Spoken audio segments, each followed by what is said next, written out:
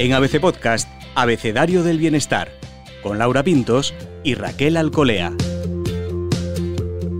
Ofertas, descuentos, rebajas, 2x1, precios que acaban siempre en 99. Y el famoso Black Friday, que está a la vuelta de la esquina. No paramos de recibir mensajes y reclamos para que aprovechemos la oportunidad para comprar de todo. Soy Laura Pintos y en este episodio del podcast Abecedario del Bienestar, Raquel Alcolea y yo hablamos con el psicólogo y divulgador Buenaventura del Charco sobre lo que se esconde detrás de esas ganas de comprar cosas que a lo mejor no necesitamos. Además de contar con una amplia experiencia en el campo teórico y práctico, Buenaventura es conferenciante y profesor en el Departamento de Psiquiatría de la Universidad de Granada y en la Unidad de Docencia y Psicoterapia del Hospital Universitario Virgen de las Nieves. En su libro, atención al título, Hasta los cojones del pensamiento positivo, hace una crítica inteligente hacia esos mensajes vacíos. Bienvenido, Buenaventura. Con el título de tu libro ya nos haces reír un poco. Hola, ¿qué tal? Bueno, la verdad que la sutileza no ha sido nunca una de mis grandes cualidades. Pues así, mensajes directos y claros, ¿no? Bueno, es un gusto tenerte aquí en el podcast de Bienestar, de ABC Bienestar. Y claro, en este momento en que recibimos mensajes por todos lados, ¿no? De comprar, pero además mensajes que nos llegan, porque sí que a todos nos gusta un poquito esto de comprar, ¿no? ¿Por qué funcionan tan bien? ¿Por qué ese impulso de comprar es tan difícil de resistir?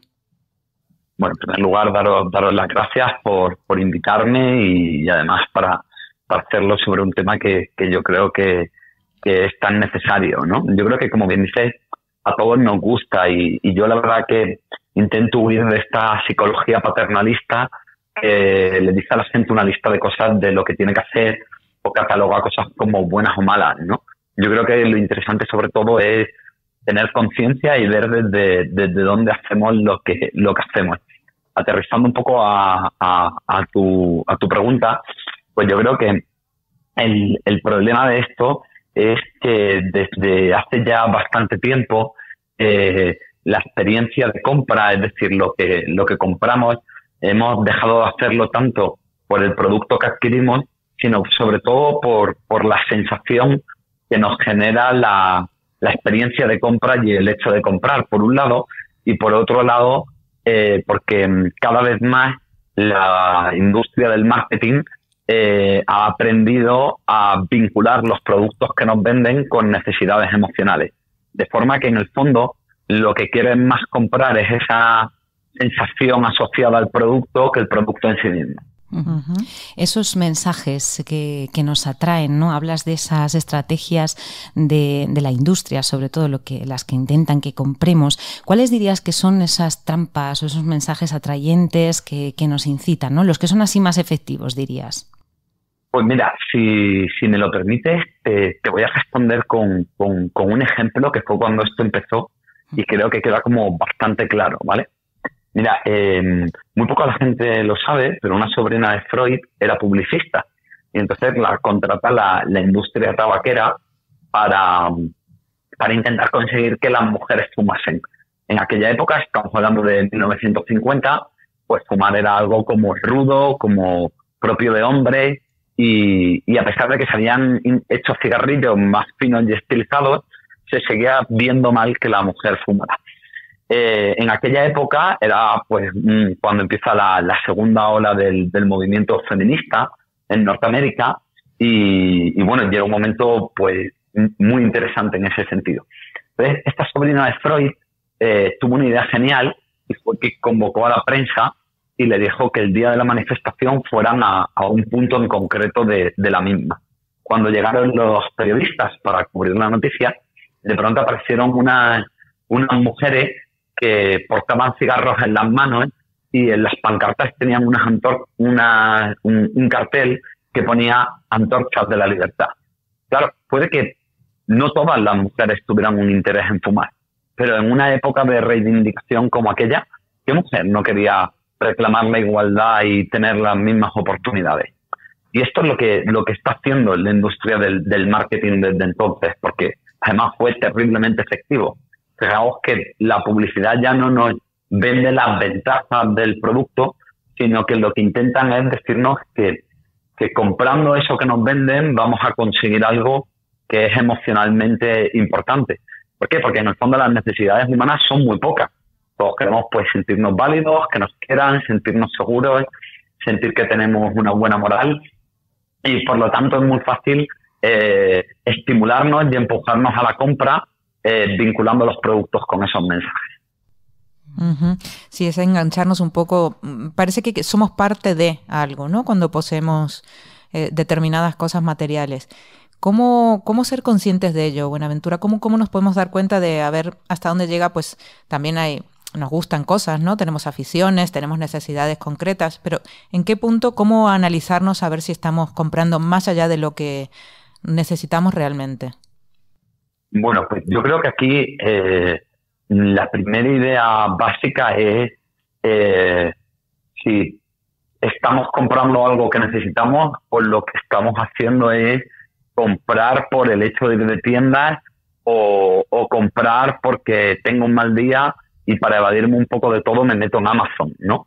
Muchas veces la compra pues tiene que ver con ese consumo bulímico, uh-huh, que es una experiencia que utilizamos en psicología, precisamente porque funciona igual que los atracones de comida en una persona con esta patología. Básicamente la idea es que cuando hay algo que no quieres sentir porque te da miedo o porque no te gusta, pues llenas el cerebro de información y de estimulación de otro tipo, que puede ser la comida o puede ser perfectamente el hecho de comprar. Uh-huh. Ese consumo bulímico da una sensación placentera al principio, ¿no? O sea, consumes, compras y yo creo que eso a todo el mundo le tiene esa sensación de placer, pero claro, hablas de consumo bulímico y la bulimia muy placentera no es. ¿Cuál es el efecto que nos produce ese post-compra? Bueno, pues en el momento, lógicamente, nos genera una sensación de alivio, ¿vale? No solo por lo placentero de lo que compramos, sino sobre todo porque está tapando y enmascarando otra cosa que nos acojona o que nos duele. Pero claro, luego normalmente viene la culpabilidad, viene también la sensación de descontrol, ¿no? Es decir, oye, ¿qué me pasa? Que no sé gestionarme, ¿qué me pasa? Que se me va la olla, ¿qué me pasa? Que me he metido en todo esto, ¿no? Y luego, sobre todo, porque yo incluso diría que ese es el mal menor, el problema sobre todo es que eso que tapaste sigue estando ahí y probablemente es un problema importante y trascendente en tu vida que tiene mucho más calado que se te haya ido la mano con las compras, ¿no? Uh-huh. ¿Y qué pasa con la compra como recompensa? He tenido un día duro, un día terrible, pues mira, me lo merezco, me siento en el sofá y compro, ¿no? Por internet sobre todo ahora. ¿Cómo podemos romper ese patrón de me recompenso con este consumo? Bueno, aquí sobre todo lo importante en esto es, bueno, por un lado, no caer lógicamente en la autoexigencia o en el enjuiciamiento y bueno, pues yo creo que las cosas siempre tenemos que darnos un determinado tipo de margen de maniobra. Pero fíjate, en esto que cuentas, sobre todo se ve muy bien esta dinámica, ¿no? a la que hemos llegado con la sociedad consumista, en la que es esta idea de que la manera de regular lo que nos ocurre dentro es siempre a través de elementos externos, ¿no? Pues de la misma manera que si me duele la cabeza me tomo una aspirina, pues si he tenido un día de mierda, lo que hago es comprar, ¿no? Y al final volvemos a lo mismo, es simplemente una manera de no mirar esto que nos ha ocurrido y de intentar desconectar de ello. Yo creo que cuando tenemos un mal día, no simplemente por evitar esa compra, sino porque hay algo de nosotros que necesita ser atendido, que no podemos reprimir y encerrar en un armario, pues lo conveniente siempre es el intentar ponerlo en contacto con otras personas, el intentar desahogarnos o simplemente poder permitirnos estar mal ese día nosotros mismos. Claro, porque además precisamente en tu libro hablas de eso, ¿no? De hay que estar siempre bien. Estamos totalmente invadidos por mensajes de felicidad impostada y en las compras mucho, mucho mejor. O sea, claro, ahora mismo dices, hay que estar mal. ¿Por qué hay que estar mal? Pues es que no queremos estar mal. Buenaventura, ¿por qué? Bueno, lógicamente a nadie le gusta la sensación de malestar. El problema es que en la cultura hedónica y placentera que tenemos hoy día, hace tiempo que confundimos que algo sea desagradable con que sea malo. y que algo sea agradable con que sea bueno. Y esto no tiene por qué ser así. Meterme una raya de cocaína es agradable en términos placenteros, pero creo que todos identificamos fácilmente que eso no es bueno. Lo otro nos cuesta un poco más entenderlo, pero mira, te voy a decir lo que les digo siempre a los médicos que les doy clase aquí en el Hospital Universitario Virgen de las Nieves.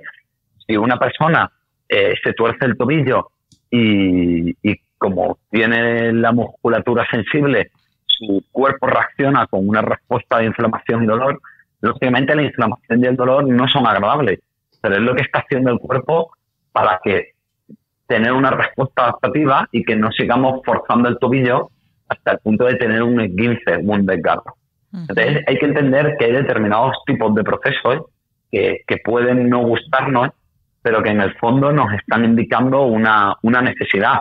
Oye, pues si tengo rabia es porque hay algo en lo que no me estoy defendiendo, o si tengo ansiedad hay algo a lo que no me estoy enfrentando y le tengo miedo, o si tengo tristeza, pues probablemente hay algo que me duele y que igual que consolamos a un amigo o a un niño, pues también tenemos que acogerlo y atenderlo nosotros. El problema es que esto que parece que simplemente es, pues bueno, compro y ya está, ¿sabes?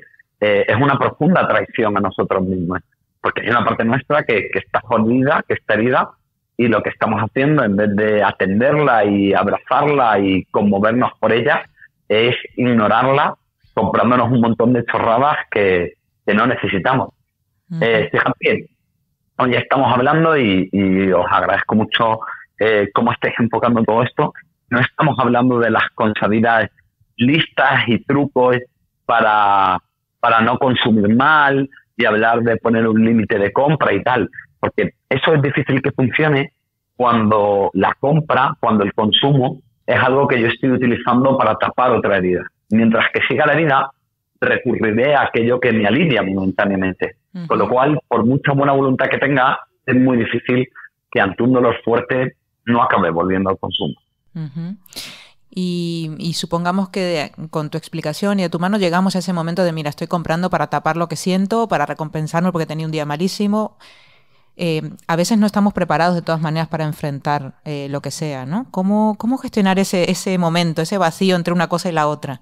¿Qué hago? ¿No? ¿Hago alguna actividad que me guste? ¿Respiro? ¿Qué puedes aconsejar tú desde tu experiencia ayudando a personas a gestionar estas emociones? Porque no siempre estamos listos para, bueno, venga, me meto al lío, ¿no? Y abordo esa parte oscura que me ronda. Bueno, claro. Bueno, en primer lugar te diría la frase afamada de Jung, que dice que nadie se ilumina fantaseando figuras de luz, sino haciendo consciente su propia oscuridad. El problema de lo que me plantea, que sí que es lo que plantean muchos psicólogos en España, porque esta idea de las técnicas sigue siendo la tendencia dominante, pero que en países como Canadá, Norteamérica o Inglaterra ya se están empezando muy a poner en tela de juicio y incluso están empezando a ir en claro retroceso, es que al final sigue siendo lo mismo. ¿Qué diferencia hay entre intentar tapar un sentimiento mediante una relajación e intentar taparlo mediante un consumo? Es verdad que es un poco más sano, es verdad que no hay un gasto económico, pero en el fondo es lo mismo. Estoy tapando, estoy reprimiendo y estoy abandonando una parte de mí. El ser humano tiene una capacidad natural para enfrentarse al dolor, porque hay que entender que somos los hijos genéticos de nuestros antepasados, y nuestros antepasados continuamente tenían dolor. En cambio, para lo que no está preparado es para la represión emocional, y para lo que no está preparado es para el conflicto interno entre una parte de mí que huye del dolor y luego lo que me culpabiliza y me torturo por haberlo hecho, pues por ejemplo comprando o con la movida que sea. Es simplemente una cuestión de que por cultura le tenemos miedo, pero si somos capaces de quedarnos en esa emoción, pues no sé, por ejemplo, escribiéndola en un papel o contándosela a alguien o simplemente intentando ver qué sensaciones nos provocan el cuerpo y ponerle nombre, ahí siempre hay una respuesta emocional de llanto, de removerse de alguna manera, pero creo que todos hemos podido experimentar cómo tras ese llanto, tras esa congoja, lo que viene es una sensación de liberación profunda. Y es que bioquímicamente sabemos que lo que se libera cuando nos permitimos llorar, que tiene mucho de oxitocina y otras sustancias, pues son elementos que bloquean el cortisol y las catecolaminas, que son la parte más química de la ansiedad. Entonces, al final, llorar puede tener mala prensa, pero es el mejor ansiolítico. O sea que tiene que doler, realmente. Si duele, duele. Claro, o sea, la idea es, o por lo menos por lo que yo abogo, no es por esta idea de ser positivo, o no es por esta idea de intentar ver cómo lo reduzco, simplemente desde una fobia y desde una evitación al dolor, porque de tanto sobreprotegernos nos acabamos creyendo más débiles de lo que realmente somos. O sea, nos protegemos de tener un mal día, pero cuando somos adultos todos hemos sufrido ya una ruptura amorosa importante, a todos se nos ha muerto un familiar. Si hemos sido capaces de aguantar eso, ¿cómo no vas a aguantar el hecho de haber tenido una mierda, un día de mierda? O sea, realmente somos mucho más resistentes que los excrementos de pavo. Para mí lo importante siempre es la honestidad y la congruencia, ¿no? Es darme cuenta de lo que yo de verdad estoy sintiendo y afrontarlo sin maquillarlo, porque siempre hablamos de que ver el vaso medio vacío es una distorsión de la realidad, pero es que verlo lleno también es una distorsión de la realidad. Lo que tenemos que tener es la capacidad y la lealtad con nosotros mismos de ver la parte vacía del vaso, de ver la parte llena, y en función de eso tomar decisiones. Has hablado de la labor, o sea, de la tarea que asignamos a esto de comprar para llenar vacíos, para tapar agujeros emocionales, ¿no? Pero también hace referencia a estas compras emocionales que se hacen para conseguir cosas, ¿no? O sea, como de una forma activa, que me acepten, que me quieran, ser más atractivo. Con esto juegan también las empresas, ¿no? Con esto de conseguir. Vas a ser más así, vas a oler riquísimo y vas a atraer a mucha gente. Vas a ser una madre estupenda, vas a ser... Ay, ¿cuántas cosas nos quieren que seamos? Claro, esto es el arma más poderosa que han encontrado, y por eso funciona. O sea, ya mirad por ejemplo, los anuncios de colonia. Ya en ningún anuncio de colonia te dicen, pues esta colonia es muy sofisticada porque huele a incienso o a lavanda, y esto va a hacer que todo el mundo se dé cuenta del estilo que tiene, ¿no? Lo que hacen es, y ahora que llega Navidad vamos a empezar a verlo, pues te ponen allí a un tío que está más fuerte que el vinagre, con una chica guapísima al lado, que con un gesto parece que destruye a los enemigos, y luego al final le miran allí 3 o 4 chicas que tiene que hacer muchísimo calor porque llevan muy poca ropa, y el hombre se sonríe a cámara y suena al final pugón. Y la pregunta es, ¿a qué diablo huele ese perfume? Es decir, al final nos hablan de esto porque se han dado cuenta de que es mucho más eficaz, ¿no? Y la cuestión en esto es, porque aquí además ni siquiera estamos hablando de cosas que a lo mejor, pues entiendo que los oyentes no pueden no identificarse tanto, ¿no? Como ese atracón de compras o como una adicción, pero en esto otro sí que caemos todos, porque al final están hablando de nuestras necesidades emocionales más básicas. Uh-huh. Y estaba pensando mientras hablabas, claro, antes era la televisión y era un impacto enorme, pero el de las redes sociales ahora ya es multiplicado por X, ¿no? Porque vemos un rato alguna red social y sentimos que nos hacen falta un montón de cosas que hay que tener, que hay que comprar, que hay que añadir a nuestra vida. ¿Cómo manejamos esto de las redes, este consumismo que nos parece que nos inyecta casi sin darnos cuenta? Claro, pues yo creo que en primer lugar hay que entender que cuanto más nos responsabilizamos de nuestra vida y que cuanto más congruentes somos con nosotros mismos, ahí es donde estamos realmente desarrollando una buena autoestima y una buena confianza en nosotros mismos. Es decir, ha habido un problema que ha sido que la psicología, pues hubo un momento en el que fomentó mucho esta idea de la autoestima como una especie de evaluación o de examen que nos poníamos a nosotros mismos, ¿no? Donde, bueno, pues tú vienes que se te da bien, tú vienes que se te da mal, en que eres guapete, o en que eres feo, o eres listo, o eres simpático, o lo que sea, y digamos que en base a todo eso, pues hacías ahí una media, y si la media te salía alta, era una buena autoestima, y si la media te salía baja, era una mala autoestima. Esto, aunque tuvo mucho éxito, sobre todo porque en Estados Unidos hay muy arraigado un pensamiento meritocrático e individualista, fruto del pensamiento protestante, pues a pesar de... tuvo mucho éxito, ¿no? Pero ya las grandes figuras, fíjate, esto es llamativo, las grandes figuras de la psicología, Albert Ellis, Carl Rogers, Maslow, Fritz Perls, señalaron que este enfoque era un error. Sin embargo, fue el mayoritario. Y esto tiene mucho que ver con todo lo que estamos hablando, ¿no? Porque, claro, si yo no tengo muy claro si voy a pasar ese examen y esa suma de virtudes y déficit va a ser buena, pues bueno, es normal que va a tener mucho más peso en mí el decir, oye, pues voy a tener una ropa que me hace sentir sofisticado o que puede compensar, oye, soy feete, pero tengo estilo, ¿no? Entonces, de alguna manera voy un poco como desde lo externo, desde lo que compramos, estoy intentando cuadrar esa cuenta, porque lógicamente nadie quiere ser indigno de amor y no valer, ¿no?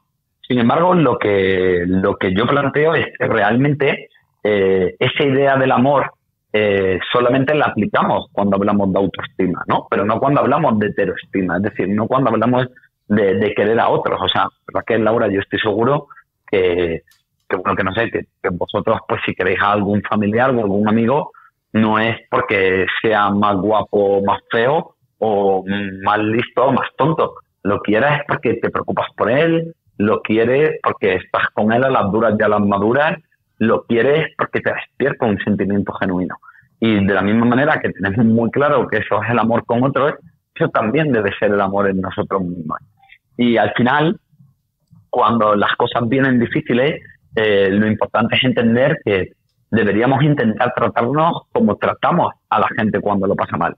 Y eso es no criticarnos, eso es no obligarnos a ser perfectos, y eso es no huir y tapar el dolor. Y conforme hacemos eso, pues claro, aparece una sensación de amor propio y una sensación de lealtad, de seguridad en uno mismo, porque yo sé que estoy conmigo a las duras y a las maduras, y entonces ya no necesito comprarme cosas para cuadrar las cuentas.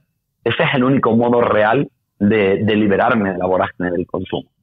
Y yo te propongo ahora un giro de tuerca, porque claro, hay algunas personas que ni siquiera compran para ellas mismas, ¿sabes? Hay personas que compran para los otros, ¿no?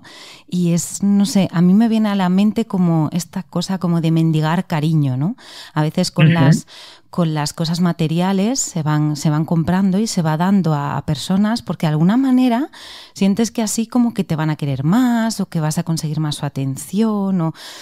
eso es complicado, ¿no? Esto de mendigar cariño, no sé qué te parece esta forma de verlo. Sí, estoy totalmente de acuerdo. De hecho, me lo cuentas y se me vienen a la cabeza rostros de pacientes, ¿no? Que se han vivido muy desde ahí. Y fíjate, no es simplemente como lo triste de verte mendigando, es que incluso cuando te sale bien, incluso cuando consigues ese cariño o esa valoración por algo que te has ofrecido, claro, hay una parte de ti que no se lo cree, ¿no? Porque, Laura, tú te quedas pensando, oye, pues lo mismo ha sido porque le he regalado este bolso, ¿no? Pero si no le regalas el bolso, ¿querría seguir quedando conmigo? ¿Me seguiría diciendo que me quiere y dándome ese beso y ese abrazo? Entonces, al final, digamos que es algo que como es impostado, que como es forzado, nunca llega a valernos. Si queremos realmente calmar ese miedo a no valer, ese miedo a no gustar, lo único que podemos hacer es mostrarnos de una manera auténtica y tal y como somos. Porque si siempre mostramos la mejor parte de nosotros, o si siempre establecemos el contacto con el otro a través de lo que hemos comprado para él, siempre nos va a quedar esa duda de, oye, ¿pero esto realmente es incondicional o es porque ve mi parte buena o porque le estoy regalando algo? Madre mía, vaya melones que hemos abierto. Y sabes que mientras hablábamos, Buenaventura, Raquel va tomando notas y va haciendo un pequeño resumen de todo esto que nos has comentado y que hemos aprendido de tu mano.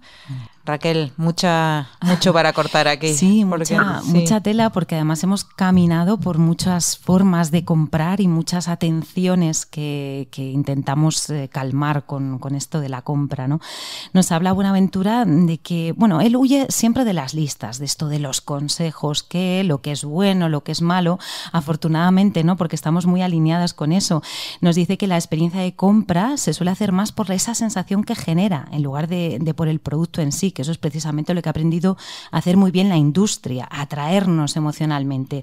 La publicidad ya no vende las ventajas del producto, sino lo que vas a conseguir con eso, a nivel emocional, a nivel de conquistar, seducir a los otros, incluso a ti mismo, ¿no? Nos invita a preguntarnos, ¿estás comprando algo que necesitas o lo haces por eso, por lo que decía Laura, porque tienes un mal día, porque estás triste, porque estás cansado, ¿no? Esa compra genera sensación de alivio inicial, nos avisa Buenaventura, pero luego vienen unas sensaciones muy desagradables, culpabilidad, sensación de descontrol y claro, dice, pues es que lo que intentas tapar sigue ahí, así que hay que atender a eso que nos pasa y saber que la manera de regular lo que nos ocurre dentro no es a través de los estímulos externos como hacemos con la compra. Dice, cuidado que es que confundimos lo desagradable con lo malo y lo agradable con lo bueno y no siempre es así, vamos, de hecho nunca es así, casi nunca. La rabia, la tristeza, el dolor, pues hay que sentirlos, dice Buenaventura, hay procesos que, aunque no nos gusten, son necesarios. Así que no nos traicionemos a nosotros mismos, ignorando lo que nos pasa. Aprendamos que la represión emocional pues no es algo a lo que estamos preparados. Y bueno, con esto de mendigar cariño y con esto de estar con los otros, nos invita a que mostremos nuestra manera auténtica de ser, no esa que impostamos o esa que pretendemos, ¿no? Vaya resumen. Muchísimas cosas. Madre mía, Raquel, sí que más atenta que mis alumnos en la universidad, ¿eh? O sea que... ¿Qué puedes añadir a todo esto? ¿Nos hemos dejado algo en el tintero?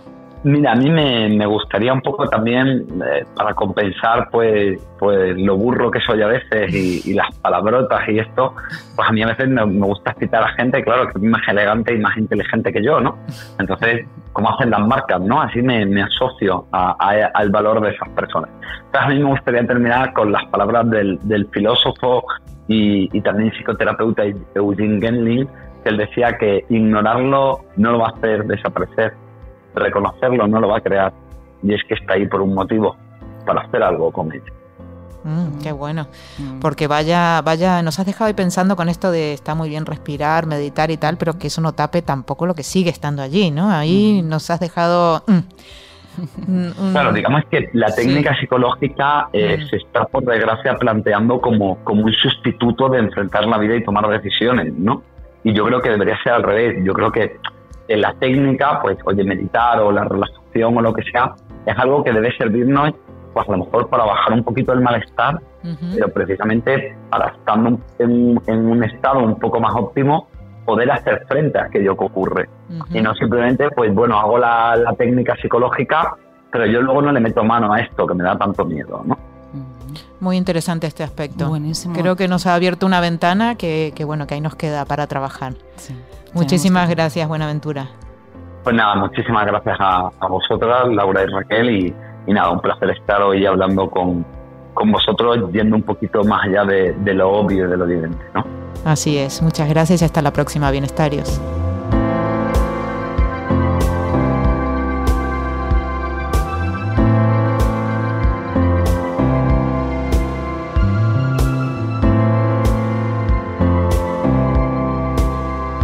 Puedes escuchar todos los episodios del Abecedario del Bienestar en abc.es, iVoox, Wanda, Spotify, Apple Podcast y Google Podcast.